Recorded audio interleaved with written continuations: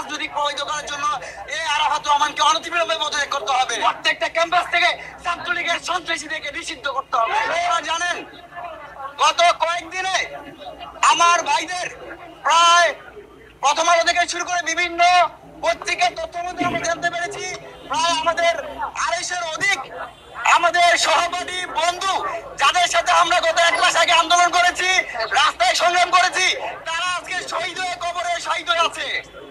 আমরা এই মুহূর্তে জানাতে যাচ্ছি যে গত কয়েকদিন যাবৎ আমরা যে শান্তিপূর্ণ কর্মসূচি করেছি, সেই কর্মসূচিতে পুলিশ, র্যাব, বিজিবি, সেনাবাহিনী নির্বিচারে গুলি করে আমাদের ভাইদেরকে হত্যা করেছে। আমরা দেখতে পেয়েছি রাষ্ট্র থেকে একটা রাষ্ট্রীয় শোক দিয়ে ছাত্র সমাজের সাথে নাটক করতেছে। তারা তাদের ভুলে যে আমাদের ভাই রক্তাক্ত হয়েছে, কিন্তু তারা তাদেরকে শহীদ বলতে নারাজ। আমরা দেখতে পেয়েছি যে স্পষ্ট হয়ে বলতে চাই, এই যে 250 জন শিক্ষার্থী যে হত্যা হয়েছে, এর দায়ে প্রধানমন্ত্রীকে অনতিবিলম্বে ছাত্র সমাজের কাছে ক্ষমা চাইতে হবে। আমরা বলতে চাই প্রত্যেকটা বিশ্ববিদ্যালয় কলেজে নির্বিচারে গুলি করার নির্দেশদাতা স্বরাষ্ট্রমন্ত্রীকে পদত্যাগ করতে হবে। আমরা বলতে চাই পুলিশ প্রধানকে অনতিবিলম্বে পদত্যাগ করতে হবে। শিক্ষামন্ত্রী শিক্ষার্থীদের নিরাপত্তা দিতে ব্যর্থ হয়, শিক্ষামন্ত্রীকে পদত্যাগ করতে হবে।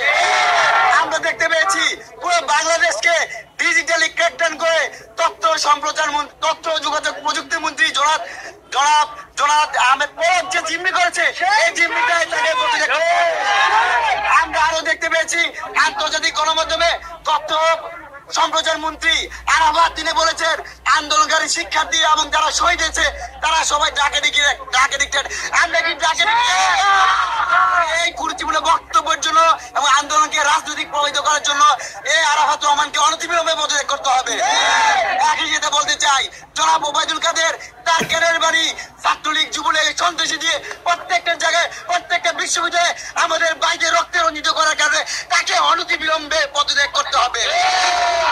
যতদিন না পর্যন্ত আমার ভাইদের বিচার হচ্ছে না, একই সাথে প্রত্যেকটা বিশ্ববিদ্যালয় কলেজে পুলিশ, র্যাব, বিজিবি, সেনাবাহিনী, নৌবাহিনী, সোয়ার্ড আছে, এগুলো তো অনতিবিলম্বে প্রত্যাহার করতে হবে।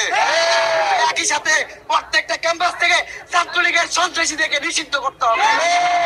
যতদিন না পর্যন্ত আমাদের এই 9 দফা দাবি আদায় না হচ্ছে, আমাদেরকে হামলা করে মামলা দিয়ে, পুলিশ দিয়ে, র্যাব দিয়ে, বিজিবি দিয়ে, সেনাবাহিনী দিয়ে, নৌবাহিনী দিয়ে, কোন বাহিনী দিয়ে ছাত্র সমাজকে রাজপথ থেকে ছাড়াতে পারবে না।